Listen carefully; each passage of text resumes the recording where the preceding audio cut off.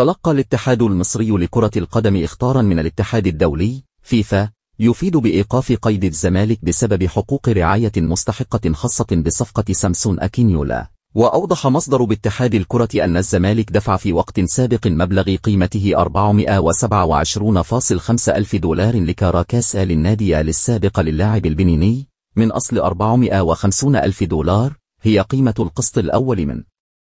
الصفقة التي تبلغ قيمتها الإجمالية 900 ألف دولار. وأشار إلى أن الزمالك خصم مبلغ 23 ألف دولار كحق رعاية الأندية التي لعب لها سامسون، لكنه لم يدفع هذا المبلغ لهذه الأندية حتى الآن. وأكد أن نادي ليون 36 النيجيري طلب حق رعايته في اللاعب سامسون في قضية رفعها لدى الاتحاد الدولي لكرة القدم بمبلغ 11.842 دولار لم يدفعه إلى الزمالك منذ العام الماضي، ولهذا